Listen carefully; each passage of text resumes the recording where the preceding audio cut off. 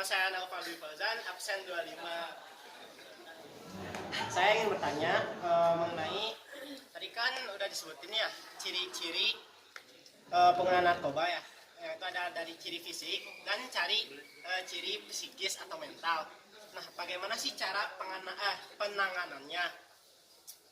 Baik dari pengobatan dan juga dari metode kayak apa sih namanya? Rehabilitasinya kayak gitu. Sekian dari saya. Perilaku yang ditandai ketika seseorang melakukan sesuatu tanpa memikirkan akibatnya dan dilakukan secara berulang-ulang. Itu yang sih. Gimana? Kalau dari lainnya, kan orang depresi yang diagnosisnya harus pakai narkoba. Apakah kalau diobatin makin depresi atau gimana kan gitu? Biasanya yang untuk pengobatan dari narkoba itu, nah itu dokter tuh udah ngasih dosisnya yang pas, jadi sehingga bikin efek sampingnya itu nggak terlalu berat. Dan untuk dikatakan kecanduan itu bukan kecanduan, tapi emang jika depresi dan perlu menggunakan obat narkoba atau narkotika itu memang seharusnya rutin ya, jadi memang tidak bisa lepas dari situ ya. Dan untuk kecanduan itu ya bisa dibilang lebih ke ketergantungan, bukan kecanduan. Jadi tidak asal memakai gitu. Jadi ada aturan-aturannya dan kapan waktunya itu. Dan untuk akan semua atau enggak, jadi depresi itu bisa dibilang ya tidak akan sembuh tapi bisa diringankan. Jadi yang depresi dan yang lainnya itu pasti kalau misalnya mentalnya itu terganggu lagi, jadi akan depresi lagi ataupun kumat lah ya kalau dalam kambuh ya. Dan itu depresinya itu palingan ringan, jadi emang harus ketergantungan narkoba itu ya. Si penggunaan narkobanya, nah kan ada kemungkinan orang itu kecanduan kan, nah itu gimana kalau pada akhirnya kayak gitu? Ada depresi berat lagi, kan tadi kan psikisnya katanya kecanduan bakal akhirnya depresi berat. Nah, Bukan itu ketergantungan. Kalau kecanduan itu kan pemakaiannya tidak teratur dan sesukanya gitu ya. Pengen lagi terus itu pengen lagi. Nah, untuk ketergantungan itu ada urutan waktunya. Jadi kapan, misalnya dalam sehari itu penggunaan obatnya kapan. Nah, itu lebih ke ketergantungan jadinya. Bukan kecanduan ya. Ingat, lebih ke ketergantungan. Dan itu pun dokter akan ngasihnya itu dosisnya itu jika kan akan didiagnosis lagi ya. Itu bagaimana pemeriksaan lagi. Nah, itu tuh akan dikurangi lagi dosisnya. Jadi bukan dihentikan. Jadi mungkin nggak akan dihentikan, tapi akan ada obat yang dikurangin. Jadi secara pemakaiannya gitu, kayak misalnya kalau misalnya kambuh lagi, oh iya pakai obatnya segini. Jadi nggak akan dihentikan, tapi akan dikurangin dosisnya. kan tadi kan dikurangin tuh dosisnya, dikurangin. Ternyata sama si orang yang udah minum obat itu merasa kurang gitu dosisnya gitu. Akhirnya dia ke yang ilegal, terus akhirnya kembali obat itu secara dosis yang banyak gitu. Nah, kalau kayak gitu gimana? Itu tuh masuknya ke hal-hal yang perilaku kita negatif. Seharusnya itu kan harusnya pakai dosis dokter ya. Ini malah menyimpan, jadi bukan salahnya dokter atau salahnya apapun. Jadi itu emang salahnya orangnya. Jadi makanya punya penyebabnya lagi yang lain, kayak misalnya depresinya lebih berat lagi gitu. Jadi itu bukan salah dokternya, karena dokter itu hanya menganjurkan buat yang dikasih resepnya aja. Kalau misalnya untuk dia memakai yang lain itu karena penggunanya, jadi salahnya bukan dokternya ataupun narkotika yang diberikan sama dokternya, tapi emang salah si penggunanya buat pengen lebih gitu. Jadi narkotikanya itu nggak salah, dan itu yang perlu dibenarkan itu yang si penggunanya seharusnya memakai resep dokternya, bukan dia asal milih gitu. Jadi depresinya nggak sembuh?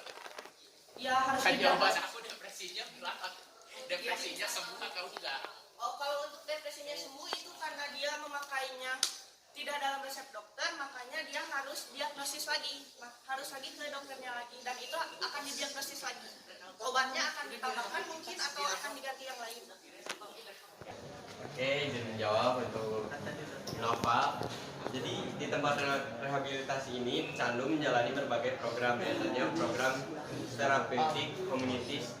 Ini ajak buat pendekatan kepada agamanya sesuai agamanya masing-masing, jadi lebih dekat kepada Tuhan, tapi bukan sakaratul maut. Jadi terus ada terapinya juga, diajarin kalau misalnya kalau narkoba itu bisa membunuh secara perlahan, tahap bisa membunuh.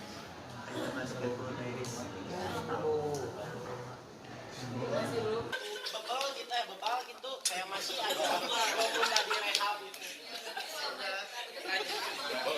Itu ada keluar dari itu ada tindakan kriminalitas jadi bisa dipenjara nggak? Bisa. Masuk narkoba kayak Jeffrey lihat Nicole. aja Jeffrey. Jeffrey Nicole anjing. Amar Zoni. Ketergantungan narkoba. Iya. Yang pertama sama pakai sama dengan penggunaan sekali secara sukarela. Pada titik ini masih merasa dapat mengendalikan penggunaan narkoba, berpikir bisa berhenti kapan saja dan tidak berniat meneruskannya. Situasional. Tahap reguler untuk rekreasional atau situasional. Pada titik ini pengguna memang belum bergantung pada zat tersebut, baik secara fisik maupun psikologis. Namun tanpa disadari, otak sudah mulai terlatih untuk merespon manfaat penggunaan zat seperti meredakan sakit, mengurangi stres, menurunkan berat badan, relaksasi, dan perasaan haid. Pada tahap masalah penggunaan beresiko, akhirnya muncul akibat seperti memengaruhi kinerja kerja gitu ya. Terus penurunan nilai sekolah atau di tempat kerja pun bisa, hubungan sosial dan keuangannya pun bisa terganggu karena dalam tahap ini seseorang jadi tidak memikirkan akibat dari semua itu yang akan merubah semua itu jadi risiko buat dia. Mulai mempengaruhi cara berpikirnya hingga tingkah lakunya, pengguna bisa berperilaku yang meresikokan keselamatannya seperti mengemudi di bawah pengaruh zat dan mungkin bisa beresiko tabrakannya, dan juga bisa muncul seks bebas karena dia tidak berpikir jernih, jadi dia melakukan sesuai keinginannya bukan dengan akal sehatnya. Terus bisa pun mencuri, kekerasan dan tindak kriminal lainnya yang dapat dia lakukan ya, atau yang dapat si pengguna lakukan karena tahap ini udah mencapai tahap risiko. Ketergantungan terjadi ketika otak sudah mulai terbiasa dengan sensasi yang dihasilkan oleh zat seperti sabu, kokain, alkohol, marijuana, atau obat-obat opioid lainnya, sehingga pengguna merasa membutuhkan zat tersebut untuk dapat merasa normal. Selanjutnya, ambang toleransi terhadap zat meningkat sehingga perlu menaikkan dosis untuk mendapatkan sensasi yang diinginkan. Sementara itu, efek psikologis dari gejala putus zat antara lain kecemasan, depresi, kesulitan fokus, dan menjadi pelupa. Selanjutnya, tahap kecanduan. Kecanduan pada zat sudah semakin kompulsif. Pengguna sangat membutuhkan zatnya untuk dapat berfungsi dan akan melakukan apa saja untuk mendapatkan efek kecanduan, antara lainnya relapse kronis, kurangnya kesadaran tentang masalah yang ditimbulkan akibat penggunaan narkoba, hilangnya respon emosional, merusak hubungan sosial, dan penyakit fisik hingga kematian. Saya 29 mau bertanya bagaimana langkah cara mengatasi kecanduan narkoba. Apakah ada obatnya supaya sembuh?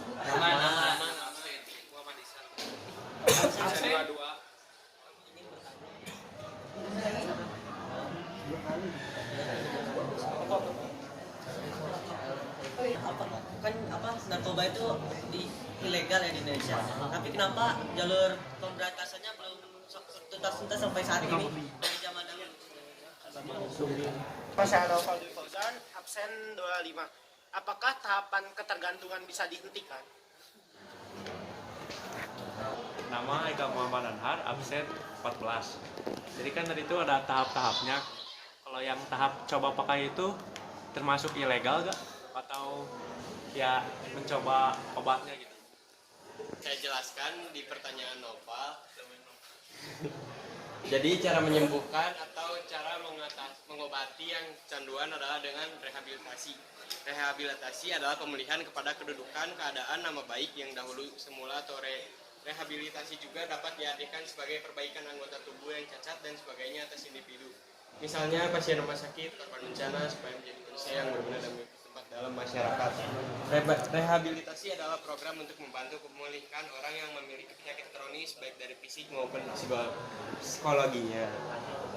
Itu kan legal, tapi kenapa penelusurannya masih belum selesai sampai sekarang? Kenapa tuh? Kenapa permasalahannya belum selesai sampai sekarang itu? Karena mungkin untuk orang yang masih penasaran dan juga informasi dari internet ya atau media sosial yang mungkin dapat memicu orang juga untuk memakainya secara tidak teratur ataupun tidak dalam dosisnya ya. Dan jadi bisa juga karena orang depresi sehingga dia tidak konsultasi ke orang ahli seperti psikolog atau psikiater, menjadi dia ingin menyembuhkannya sendiri sehingga punya dampak bagi dia sendiri. Makanya sampai sekarang itu tidak selesai, sehingga untuk penjualan narkoba atau ganja ataupun yang lainnya itu mungkin yang harus ditangkap atau yang harus disembuhkan juga penggunanya untuk direhabilitasi, dan untuk pengedar ataupun pengedarnya itu mungkin harus ditindak hukum agar tidak ada pengedar-pengedar lain. Rehabilitasi itu jadi proses menghilangin kecanduan supaya nggak ingat lagi pernah pakai narkoba.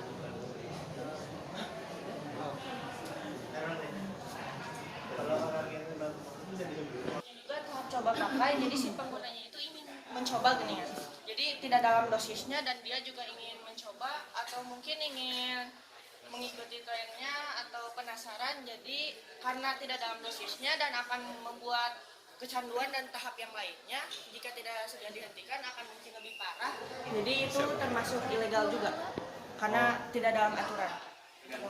Coba pakai itu kayak misalnya dokter gitu, terus dicoba dulu gitu obati gitu. Oh, ini tentang tahap si penggunanya. Jadi bukan tahap untuk semua orangnya, medis bukan. Jadi tahap si penggunanya. Mau coba? Agama Islam.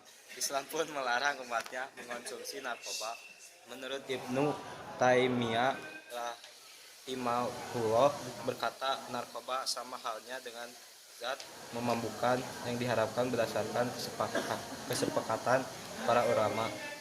Bahkan zat yang dapat menghilangkan akal haram untuk dikonsumsi walau tidak memabukkan. Islam pun melarang umatnya mengonsumsi narkoba. Al-Maidah ayat 90. Ya ayyuhal Bismillahirrahmanirrahim. Ya ayyuhal ladzina amanu innamal khamru wal maisiru wal ansabu wal azlamu rijsum min amalis syaitoni fatanibu la'allakum tuflihun.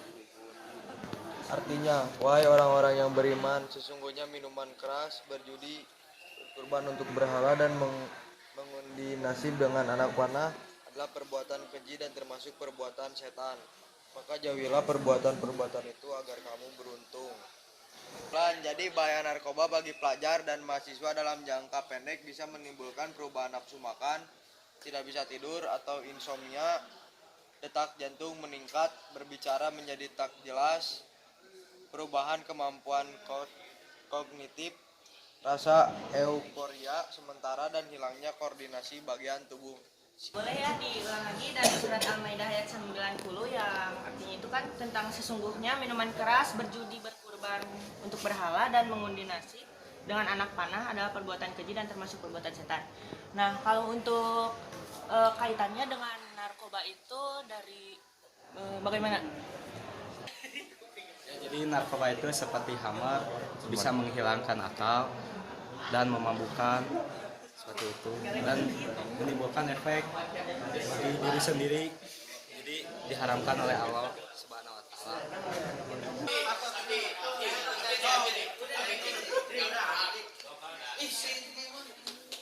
Sama kalau saya dijelasin, narkoba teh bisa dipakai buat obat. Nah, menurut Islam gimana? Dari surat Al-Maidah ayat 90 ada lagi nggak hadis yang menerangkan bahwa hadis dalam Al-Quran yang menerangkan bahwa narkoba itu haram? Apakah ada larangan penggunaan narkoba di agama-agama yang lain selain Islam juga, kayak Kristen, Buddha, Katolik, Konghucu dan lain sebagainya? Secara teknis kan di luar negeri itu nggak ilegal kan? Legal ya. Legal. Al-Baqarah ayat 219 yang menjelaskan, mereka menanyakan kepadamu Muhammad tentang khamar dan judi. Katakanlah pada keduanya terdapat dosa besar dan beberapa manfaat bagi manusia, tetapi dosanya lebih besar daripada manfaatnya. Dan mereka menanyakan kepadamu tentang apa yang harus mereka infakkan. Ada hadisnya dari riwayat Abu Daud dan Ahmad. Langsung artinya ya, Rasulullah Shallallahu Alaihi Wasallam melarang dari segala yang memabukkan dan mufatir yang membuat lemah. Hadis riwayat Abu Daud nomor 3686 dan Ahmad ayat 6 apa itu namanya teh, surat 309. Syekh Al-Albani mengatakan bahwa hadis indoif jika khamar itu haram, maka demikian pula dengan mutafir dan narkoba. Ada mau lagi? Panutnya untuk menjauhi narkoba.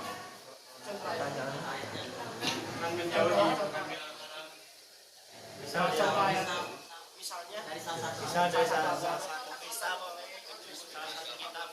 Tuhanmu sempurna di dalam takut Allah.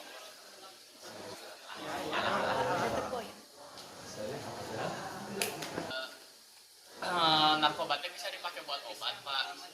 Terus menurut Islam gimana? Apakah boleh atau enggak gitu? Ini ketuanya, ini guys ketuanya tidak mau menjawab. Tidak ada satupun pertanyaan yang dijawab oleh ketuanya. Mereka lagi searching mencari jawaban, guys. Jawaban yang Rehan tadi ya. Dalam pandangan Islam, narkotika, obat-obatan terlarang, heroin, ganja, dan yang lainnya dengan istilah mukadirot. Para ulama bersepakat bahwa hukum mengkonsumsi benda-benda tersebut adalah haram. Cakupannya sama seperti pada definisi hukum Homer. Tapi kan obat Tegas dalam Al-Quran, namun obat-obatan terlarang seperti narkotika tak disebutkan dalam Al-Quran maupun hadis. Jadi tiga haram dong. Haram, nggak bisa diganggu Ya, gugat. Terus kalau disuruh sama dokter gimana? Nggak tahu setelah si dokter Boleh mengonsumsi narkoba, ganja untuk obat-obatan asal jangan banyak teuing. Mengonsumsi juga itu mah urus aja Islam. Dek dosa dek ente tenan naon. instansi dokter Nah, itu. pasien. Jadi ada dua sisi.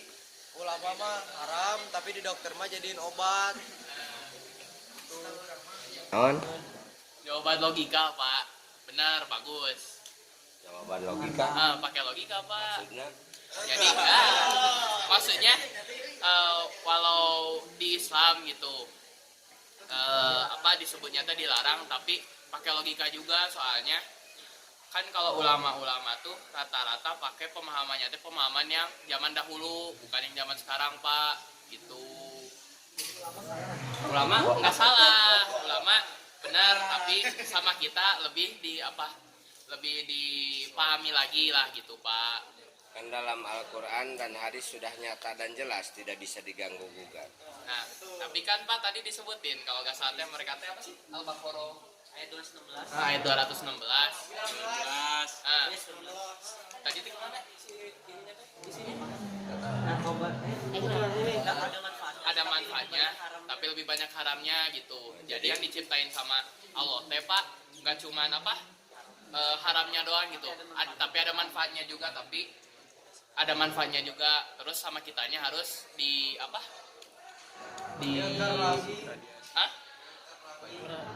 Ya dipahami lagi sama digunakan untuk jadi bisa lebih baik gitu Pak. Kalau yang haram tetap haram, yang halal tetap halal, dengan pernyataan itu bagaimana? Dan pernyataan itu wah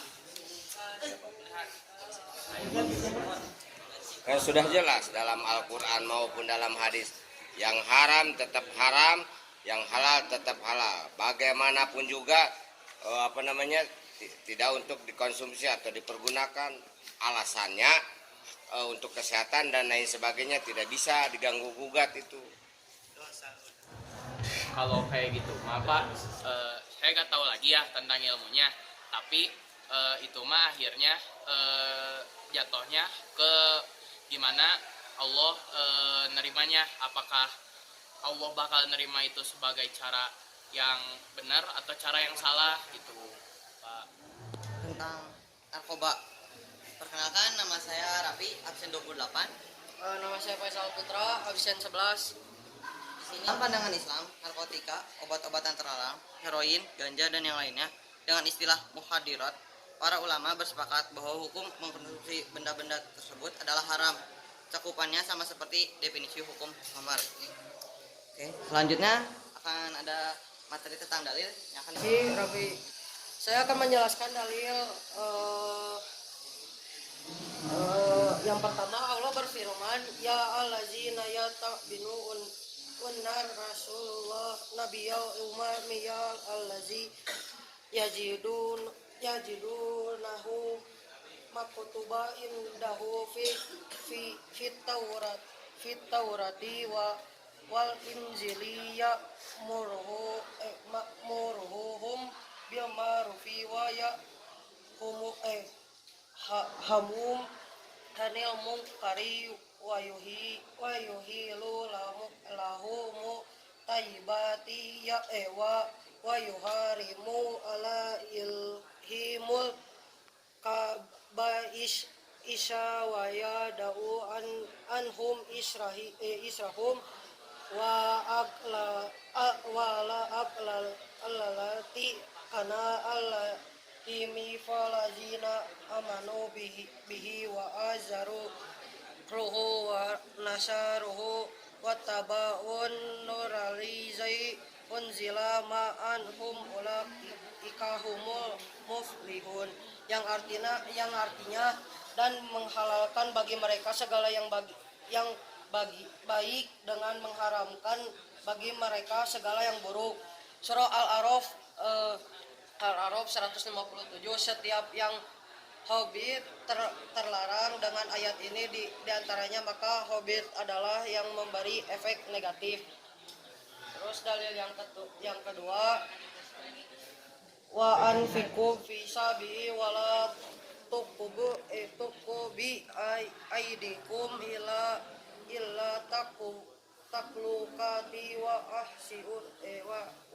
ahsinu innallaha yuhibbul muhsinin, yang artinya dan janganlah kamu menjauhi dirimu sendiri ke dalam kebinaan.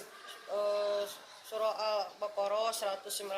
Dan janganlah kamu membunuh dirimu, sesungguhnya Allah adalah Maha penyayang kepadamu. Surah An-Nisa ayat 29. Terus ada lanjutannya, ya ayyuhallazina amanu la taqulu amwalakum bainakum bil batili illa takuna tijarati antaradi minkum wala taqtulu anfusakum innallaha kana bikum rahima. Terus yang ketiga, artinya dalil ketiga, Rasulullah SAW melarang dari segala yang memabukkan dan mufatir yang membuat lemah. Hadis Abu Daud nomor 3686 dan Ahmad 6.39. Syaikhi Al-Albani mengatakan bahwa hadis ini doif jika haram itu haram, maka demikian pula dengan mufatir atau narkoba. Sedangkan para ulama kemudian berselisih dalam 3 masalah. Yang pertama, bolehkah mengkonsumsi narkoba dalam keadaan sedikit? Lalu yang kedua, apakah narkoba itu najis? Yang ketiga, apa hukuman bagi orang yang mengkonsumsi narkoba? Lalu ada jawabannya. Yang pertama, hanya diperbolehkan untuk kepentingan medis sesuai dengan pengawasan dokter dan juga untuk keperluan penelitian. Yang kedua, menurut jumhur mayoritas ulama, narkoba itu suci, bukan termasuk najis. Lalu yang ketiga, Islam pun melarang umatnya mengkonsumsi narkoba. Menurut Ibnu Taimiyah rahimahullah berkata, narkoba sama halnya dengan zat yang memabukkan, diharamkan berdasarkan kesepakatan para ulama. Bahkan zat yang didapat menghilangkan akal haram untuk dikonsumsi. Ada beberapa jenis obat-obatan yang termasuk dalam nafza atau narkoba dibutuhkan bagi orang sakit untuk mengobati luka atau untuk meredam rasa sakit. Itu adalah keadaan darurat dan dalam keadaan tersebut masih dibolehkah mengingat kaidah yang sering dikemukakan oleh para ulama.